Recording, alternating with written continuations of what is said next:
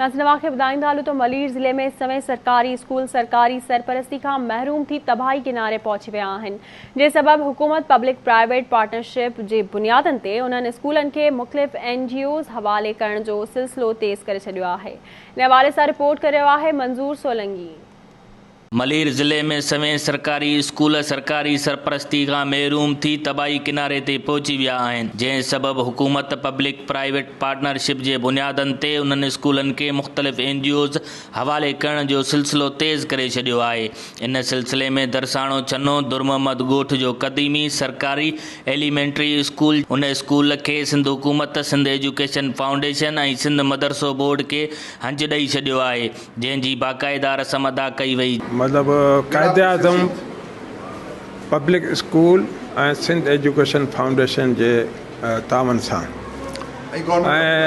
Government education वही ऐं ही दुरमहमद बलोच मेन स्कूल जंहिंमें आउं पाण पढ़ियो आहियां।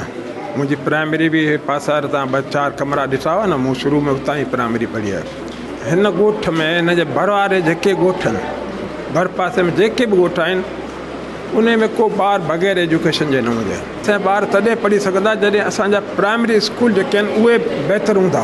सो असां गवर्नमेंट जी भाईवारी सां सिंध एजुकेशन फाउंडेशन जी भाईवारी सां सभिनी गॾिजी इहे स्कूल खोलिया ऐं हींअर कंहिं स्कूल में बि 200 खां घटि शागिर्द कोन्हनि ऐं उहे स्कूल जेके प्राइमरी हुआ से हींअर मैट्रिक ताईं पहुता आहिनि ऐं उहा जेका शागिर्दियाणी हुयूं जेका घर में वेही रहियूं 5 खां पोइ या 8 खां पोइ उहा ॿीहर हाणे दाख़िला वरिती आहे उन्हनि स्कूलनि में ऐं स्कूल हलनि पिया। मां फ़क़ति इहा गुज़ारिश कंदुमि त जंहिं शागिर्दियाणी मैट्रिक पास कई उहा ज़रूरु पेरेंट्स खे चवंदी त मूंखे कॉलेज मोकिलियो।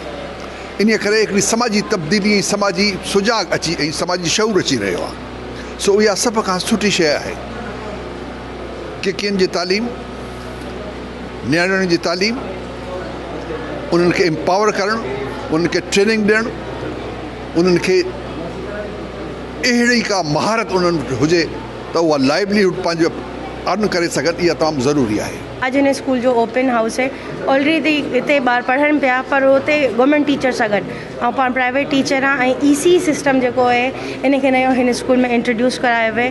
थोरो टाइम लॻंदो हिन सिस्टम खे सेट थियण में पर इंशाल्लाह हीउ स्कूल अॻिते वधंदो। ख़ुशी जहिड़ी ॻाल्हि आहे जो अॼु पहिरीं दफ़ो असांजे बहिराड़ी जे हिन स्कूल जे अंदरि हिन सराउंडिंग जे एरिया जे अंदरि असांजो माना हीउ स्कूल इफ़्तिताह थिए ऐं असीं चाहियूं था त हिते को ॿार अणपढ़ियल न हुजे, हर हिकु ॿार पढ़ियल हुजे ऐं सुठी बहितर एजुकेशन हुजे।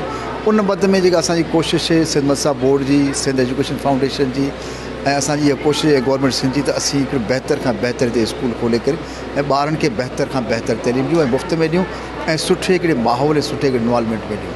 हिन स्कूल में गवर्नमेंट तरीक़े सां हले पियो। हाणे ही गवर्नमेंट ऑफ सिंध मदरसा बोर्ड खे ही ॾिनो आहे, ही एडॉप्शन में स्कूल आयो आहे ऐं सिंध मदरसा बोर्ड मलीर डिस्ट्रिक्ट जे काफ़ी सारनि ॻोठनि में हिन वक़्तु को 29 जे लॻभॻि स्कूल हलाए पई। कैमरामैन अब्दुल लतीफ़ बुगियो सां गॾु मंजूर सोलंगी, आवाज़ TV गड़ा।